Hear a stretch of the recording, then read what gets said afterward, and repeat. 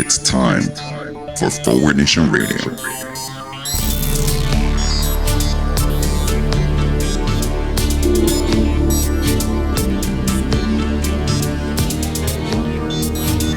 Now here he is, the host of Forward Nation Radio, David Leventhal.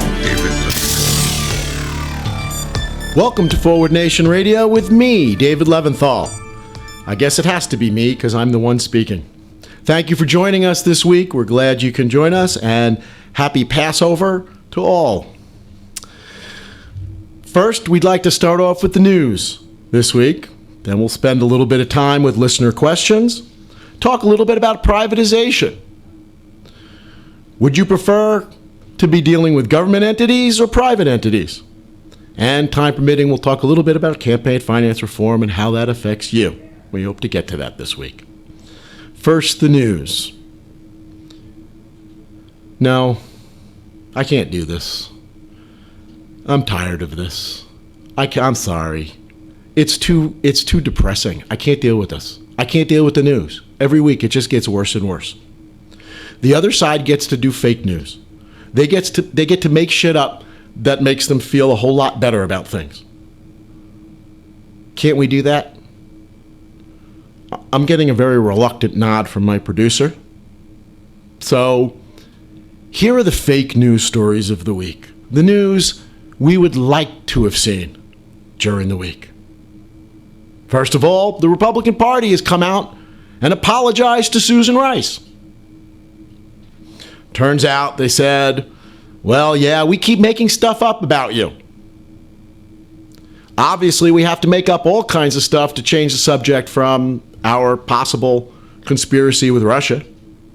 So we just make stuff up all the time. And we're sorry. But as a black woman, you are just way too inviting a target for us to appeal to our racist, misogynist base. We're sorry. We take it all back. The House Intelligence Committee this week announced that it would be asking an independent prosecutor to take over the investigation of Donald Trump and the administration's ties to Russia. Committee Chairman Devin Nunes has come out and admitted that he's Trump's bitch, apologized for it, said, I feel really bad about it, but clearly a bitch like me should not be running this committee and running the investigation of my sugar daddy. Therefore, we're going to ask someone actually responsible and honest with a little bit of integrity to be doing it. Okay, happy now? Also this week, the Republican Party acknowledges climate change and other science. This is part of a mea culpa where the Republican Party has said, okay, we've been making shit up for a long time because you can't really blame us. Our supporters are really stupid. And we make stuff up and they just keep buying it. So why not keep making stuff up? So we've been doing that. For years, we really haven't given a crap about America or the people in it. We really just care about our own power and our own wealth. That's what this party is all about. The Republican leadership then committed ritual suicide, showing how bad they feel about their lack of responsibility to the American public, their betrayal. All except for Paul Ryan, that is, who didn't have the balls to do it, so he asked Donald Trump to do it for him. No, he probably asked Jared Kushner to do it for him. Fox News just announced that they were firing Bill O'Reilly after advertisers were leaving the show in droves. Fox News came out and said, turns out we don't want to be the sexual predator channel. Yes, we were considering changing some of our brochures to SPC. We were thinking about SPN, but then we decided that sounded a little bit too much like ESPN, and we didn't want to bring ESPN down with us because where else would we get our high school softball? So we're thinking of calling ourselves the Sexual Predator Channel. Nevertheless, with all our advertisers leaving, we have no choice but to fire Bill O'Reilly. All the people who came up and worked underneath Roger Ailes, serial sexual predator, have also been fired. In fact, so many advertisers have been leaving Fox News, not wanting to be associated with blatant lies at the expense of the American public, that Fox News has announced that it will be closing its doors soon enough.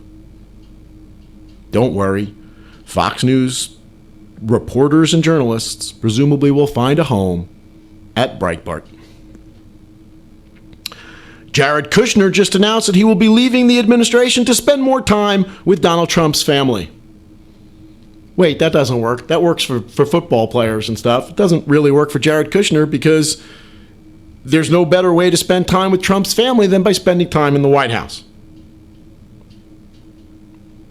So maybe he wants to go play in his sandbox. Turns out Jared Kushner came out and said, look, come on, people, seriously. I'm a 36-year-old jackass. I'm a nothing. I'm a scion of a rich real estate family. I've never done anything, accomplished anything in my entire life. Seriously, what kind of moron would have me sitting down with the leader of China? So he left the White House and went back to play in his sandbox. Okay, as I indicated, I made that up. It was fun there for a few minutes for me. It was nice believing it. You know, like you have that moment, maybe, just for a moment when you wake up in the morning, you had a nice dream. Donald Trump wasn't the president. Someone competent was the president. Someone who gave a crap about the people of this country and our future was the president. Just for a moment, it felt good to be living in an alternative universe.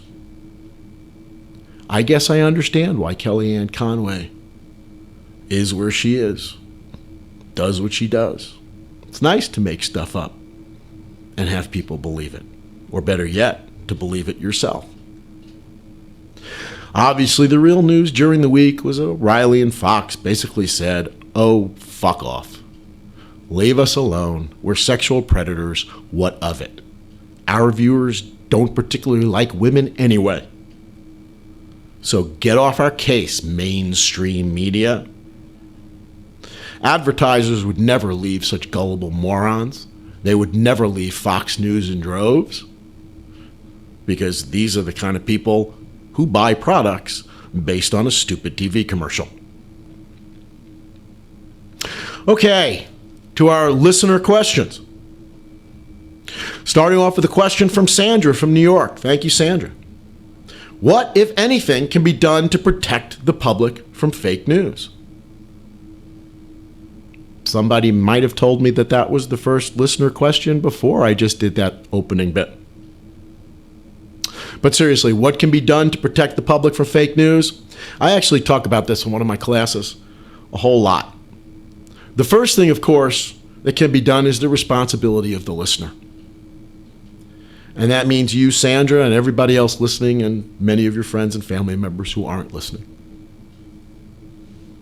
Only you can protect yourself from fake news at this point in time. If you are informed, if you are thoughtful, you can recognize frequently fake news from real news. You can, for instance, turn off Fox News. You can turn off right-wing radio. You can learn who's credible and who's not credible. And you could pay attention to people who are credible, and you could ignore people who are not. If a media channel has a history of lying to people, you shouldn't be listening to it. You need to get informed. Sandra, you're obviously listening to our show, so you're making an effort to get informed. I hope you're reading newspapers, getting information even from places beyond Forward Nation Radio. But if you are uninformed, if you are ignorant, if you know nothing, then blatant lies and stupidity sound reasonable to you. In other words, you're a Fox News viewer. You don't have any information with which to analyze new information that comes in. You deny yourself the ability to critically think. You deny yourself the ability to recognize when people are lying to you. But clearly that's not going to be good enough. Most Americans don't have the time or the inclination to become so informed that they can recognize really good fake news when they hear it. People who make fake news are good enough at what they do to know how to deceive people. Stupid people, people who willingly turn on Fox News and turn on Breitbart and get their news from Fox and Friends, like the president. These people are easily parted from their money and their reason, but you've got to get more people than that. In order to get enough votes to win a presidential election, you're going to have to get some people who don't quite fall on the completely brain dead part of that scale. So you've got to be more sophisticated. So what do we do about fake news? That's a really important question with a really difficult answer. I said in a previous show that I'm a longtime member and supporter of the ACLU. I believe in the Bill of Rights. I believe in the First Amendment. I believe in freedom of speech. And yet I have come to the realization that the way we define freedom of speech in America is counterproductive. I spent a lot of time on this a couple of shows ago, but to answer your question, I will reiterate some of what I said. Freedom of speech, the idea of freedom of speech in America, is to create a marketplace of ideas, to put information that makes sense, that is valuable, that consists of cogent arguments, to put it out there with the stuff that doesn't fit in that category so that the American public can listen to both and tell the difference. We don't worry so much about Nazi propaganda because when we hear the alternative, we will disregard the noxious ideas and accept the ones that make more sense and that are based on truth and decency and civility.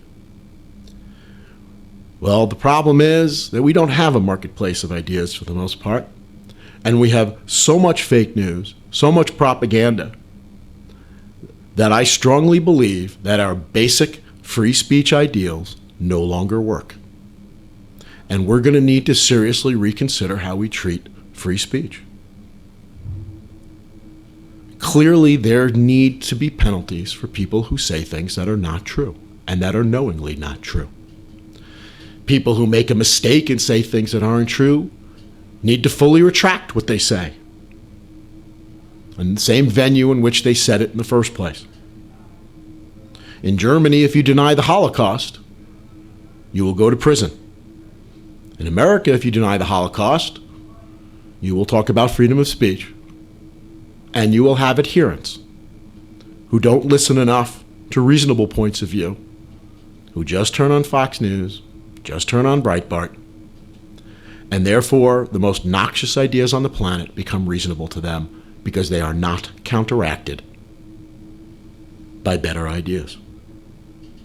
I believe that there are going to have to be more penalties for people who deceive the public. I believe broadcast licenses need to be taken away. And I understand, I'm not a media guru. I'm not sure how you do that. People smarter than me and more informed than me are going to have to figure that out. But what we have now is clearly not working and is clearly problematic for society. There needs to be more accountability for misleading the American public. Thanks for the question, Sandra, and I hope it spurs some thought with all of you. Carlos from Buffalo, New York, thanks for your question. Why can't we as a nation cope with a Republican president? It's an interesting question. I'm starting off first. I want to address the idea. It seems underlying that question is that Democratic voters and liberals have a hard time accepting Republican presidents. And if that's the predicate for the question, I have to strongly disagree with that. In fact, in 2000, we got a president who was, in all accounts, illegitimate. We've had two Republican presidents, I'm betting in your lifetime, Carlos, who lost the popular vote.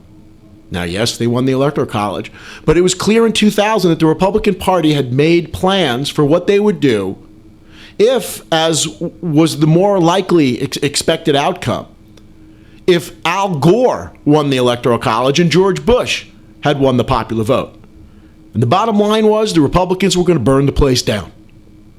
They were going to try to overcome the Electoral College and basically get the presidency by screaming about how it was being stolen because they had won the popular vote. Well, now this is twice that it's happened, that the Republican has lost the popular vote and become the president. Democrats haven't burned the place down. We have a president who may yet be shown to be in the pocket of a foreign rival. Yet Democrats and liberals aren't burning the place down, as Republicans would be. Whatever else one thinks of what's happening, if the roles were reversed right now, and everything that's happened had been the Clinton presidency rather than the Trump presidency, if Hillary Clinton were relying on Chelsea Clinton to run the country, and Chelsea Clinton's husband to be the effective president, if she was loaded with conflicts of interest and was promoting her business interests at the expense of the interests of this country, if Hillary Clinton were jetting off to her private resort every weekend, and Bill and Chelsea were living somewhere else and getting Secret Service protection, the Republican base would be up in arms. If Hillary Clinton were alleged to have conspired with Russia to steal a presidential election, do you really think that the Republican base would be as sanguine about it as the Democratic base has been? As reasonable, saying let's get to the bottom of this and then decide? As I indicated before, they wouldn't be calling for Hillary Clinton's impeachment. They'd be calling for her head on a stick. So beyond that, why are Democrats perhaps having a problem with a Republican president? Well, as I indicated, we have a problem with the fact that the guy who keeps losing keeps becoming the president. We have a problem with the fact that we have an arcane and ridiculous, outdated system that allows, turns out, Republicans to keep becoming president when they've lost the vote. When more people have voted for their opponent than voting for them.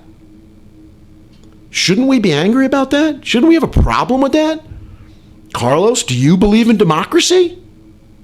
Because if you do, you should be having a problem with the fact that Donald Trump is the president of the United States. Hillary Clinton got a lot more votes. More than that, we believe in this country. We want what's best for the people in it. We have information. We are thoughtful. We are empathetic. We care about the lives that are going to be ruined by another incompetent presidency. Already, it seems pretty apparent that 2 of the 3 worst presidencies in the history of the United States will have come from the last few years, the last 2 Republican presidencies, from people who lost the election. It's hurting people. We have a problem with that. More than that, in my case, well, not more than that, but in addition to that, in my case, I want to believe that there's some justice, there's some fairness. When people say America's the greatest country on earth, I want to believe we have some reason to actually say that. I don't want America to be the laughingstock that it's becoming. I don't want America to be losing its first world democratic allies and instead sidling up to third world dictators. I don't want America to be seen as the guys in the black hat. I don't want evil to triumph over good. I don't want white supremacists to be celebrating. I don't want Nazis to be celebrating. I don't want misogynists to be celebrating. I don't want Kellyanne Conway and Steve Bannon to be celebrating. I want them to be miserable, like I am. I guess that's our problem with the Republican president, certainly the current one. Ronald Reagan famously said that the 9 words in the English language that drive fear into people's hearts I'm from the government, and I'm here to help. And when I say Ronald Reagan, of course, I mean Ronald Reagan. You know, the guy sitting next to Jesus. That's a cute line. You got to hand it to Ronald Reagan. He could deliver a line with the best of them. True, he frequently couldn't tell what was a line from a movie and what was actual reality when he was the president, but he was Ronald Reagan. I'm from the government, and I'm here to help. Strikes fear into people's hearts. Tell that to people on Long Island after Hurricane Superstorm Sandy. Tell that to people for whom government programs are educating their children, helping their children with disabilities, helping to provide health care to people who otherwise couldn't afford it, educating our citizens. But the basic sentiment beyond that, beyond its obvious offensiveness for people who are in trouble and for whom government provides much needed services, is the idea that the free market does everything better than government does. The free market is more efficient than government is.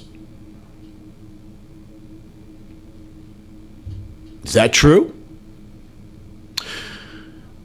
We now have an education secretary who's not a big fan of public education, prefers private education.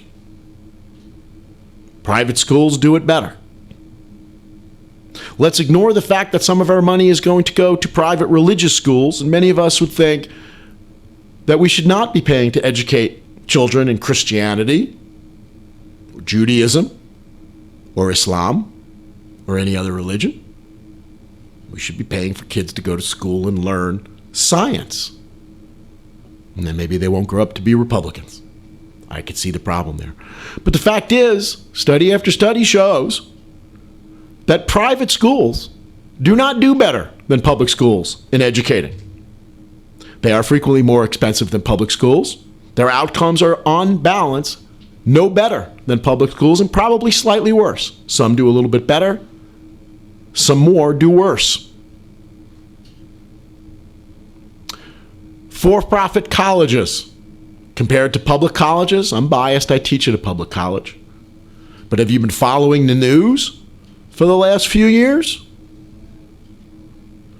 For-profit colleges, including Trump University, have been embroiled in one scandal after another. Turns out that public colleges deliver a quality education at a better cost than most private colleges.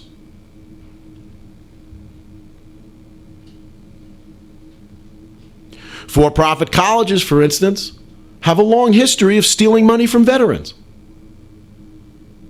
Limitations on their ability to do that, by the way, are being taken away. The Obama administration instituted rules limiting federal financed student loans and federal aid to for-profit schools that can't show that they actually graduate their students. These schools, turns out, overwhelmingly prey upon military veterans. Isn't that nice? The Trump administration, of course, has taken away those rules. We've turned to private prisons as a panacea. They will replace public prisons, save us money. Turns out that private prisons do not save us money. They actually end up costing us a lot of money. Not necessarily out of pocket, but also because we have to deal with the problems that private prisons create. Turns out that private prisons make their money by paying their guards less, by employing fewer guards, by not providing things like medical care or recreation time or education for their prisoners. Lock someone in a box all day and throw in food for a little while, you should be able to lower costs tremendously. So why haven't they been able to? Well, like in most instances, when you turn things from government to private enterprise, you throw in the looting motive. People running private prison corporations make a lot of money. Stockholders of private prison companies need to show a good return on their investment. The head of the state or federal corrections department probably doesn't make a whole lot of money. The head of the formerly known Correction Corporation of America, you can bet, makes a whole hell of a lot. That brings us to healthcare. Can't private industry do it better than the public government option? Well, it turns out in everywhere that we can measure and compare, that's not true. The most efficient and effective healthcare system in America is, hold your breath, Medicare.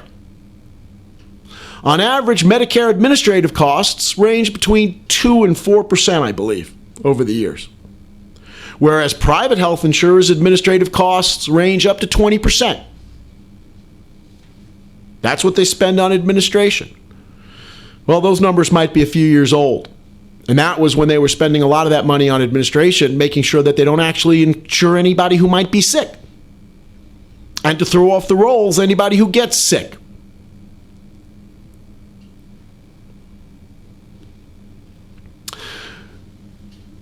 A few years ago, a guy by the name of William C. McGuire stepped down as the head of one of the largest health insurance companies in America. He was forced out, basically at the point of a gun, because of all the criminal charges that had been filed against the insurer over the years while he was running the company.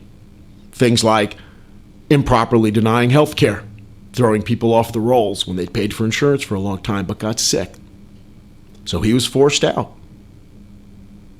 When he left, his retirement package was only $1.1 billion with a B. That's money that's not being spent on health care, not being spent treating people. It's being looted from the healthcare system. By the way, that story has a happy ending. To prove that crime doesn't pay, there was a big uproar about the fact that this guy who was presiding over a company engaged in a pattern of criminal activity got $1.1 billion. And they had to reduce his payout to a paltry 300 and something million. Yep, crime doesn't pay. You compare the American healthcare system of private insurance companies to the rest of the industrialized world that uses some form of a public insurance system, and it turns out that they are way more efficient than we are. We spend way more than the rest of the world on insurance, both as a matter of straight how much we're spending and as a percentage of our economy. We spend dramatically more than everybody else in the world, and yet we are the only first world industrialized nation that does not even insure all of its citizens.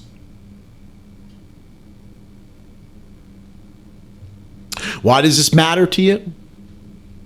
Well, the one thing that Donald Trump promised during the campaign that might be positive was to spend money on infrastructure, which America sorely needs. And yet, already the indications are that whatever infrastructure plan might emerge from this presidency and this Congress will basically primarily consist of the privatization of public resources. Yes, it worked well in our parent company, Russia. It might as well work here. We'll sell off our national parks. We'll sell off our roads. The right to collect tolls on bridges and roads will be sold undoubtedly on the cheap to private companies. This will make us less efficient. This will make us more stratified. Resist the calls for privatization. As a general proposition, government probably does it better. One other place you hear this, of course, is the U.S. Post Office. Let's replace the post office with private companies because they do it more efficiently. And to some extent, there's truth to that. They pay their workers less. Seems to me it's not such a bad thing if government pays its workers a living wage, treats its workers a little bit better. Is that inefficient sometimes? Maybe. But I'm okay with that kind of inefficiency. The other inefficiency of the post office is the post office delivers mail to people who are clearly money losers. To rural America. That's right, many of the people who voted for Donald Trump and the Republican Party. privatize the postal system, the first thing that you will see is that these people lose their mail delivery. I'd like to spend a couple minutes getting back into the issue of campaign funding, because I've been promising you for a couple of weeks that I would be doing this. Just want to touch upon a little bit how campaign spending affects you in your life every day. I'd like to start and almost end with a couple of quotes. Starting with Ralph Nader, the consumer advocate and the person who may have saved more American lives than anybody else alive today. Over the past 20 years, big business has increasingly dominated our political economy. This control by the corporate government over our political government is creating a widening democracy gap. Active citizens are left shouting their concerns over a deep chasm between their government and themselves. The unconstrained behavior of big business is subordinating our democracy to the control of a corporate plutocracy that knows few self-imposed limits to the spread of its power. Moving on all fronts to advance narrow profit motives at the expense of civic values, large corporate lobbies and their law firms have produced a commanding, multifaceted, and powerful juggernaut. They flood public elections with cash, and they use their media conglomerates to exclude, divert, or propagandize. They brandish their willingness to close factories here and open them abroad if workers do not bend to their demands. By their control in Congress, they keep the federal cops off the corporate crime, fraud, and abuse beats. Bernie Sanders, before he was running for president, famously said at the climate rally in New York City, "Nothing passes Congress without the approval of oil companies, corporate America, and Wall Street." Think about that.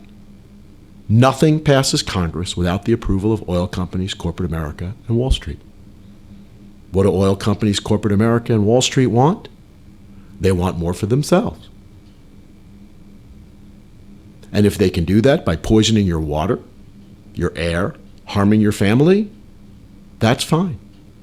Selling mortgage-backed securities to adults, cigarettes to children, that's fine. We won't have laws against that.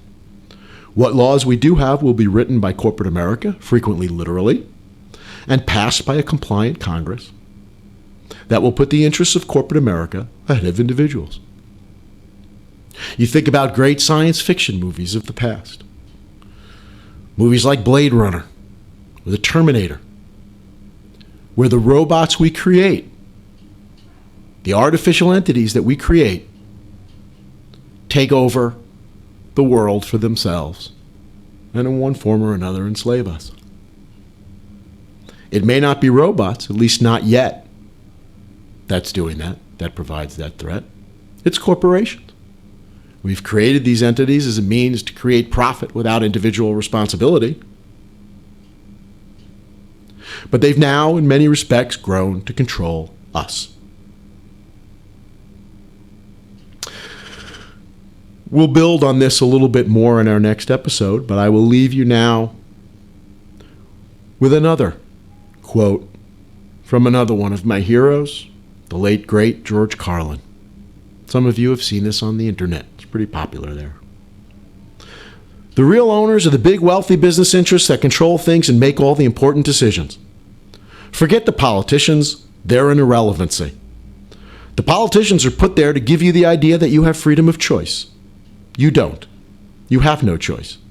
You have owners. They own you. They own everything. They own all the important land. They own and control the corporations. They've long since bought and paid for the Senate, the Congress, the state houses, the city halls.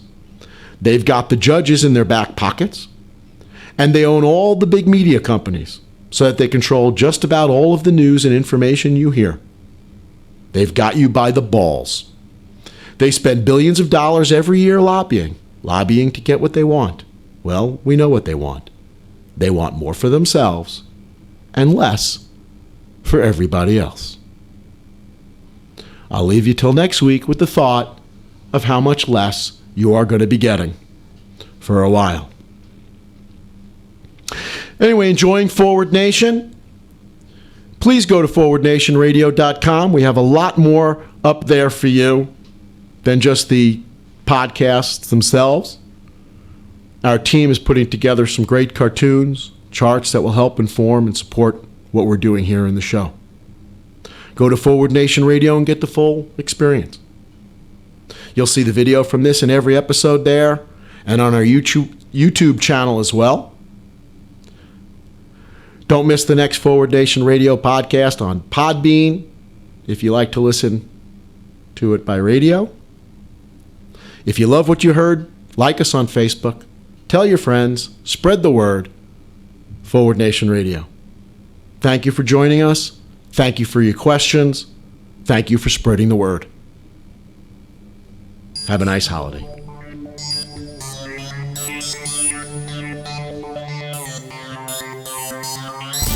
You've been listening to Forward Nation Radio with David Leventhal.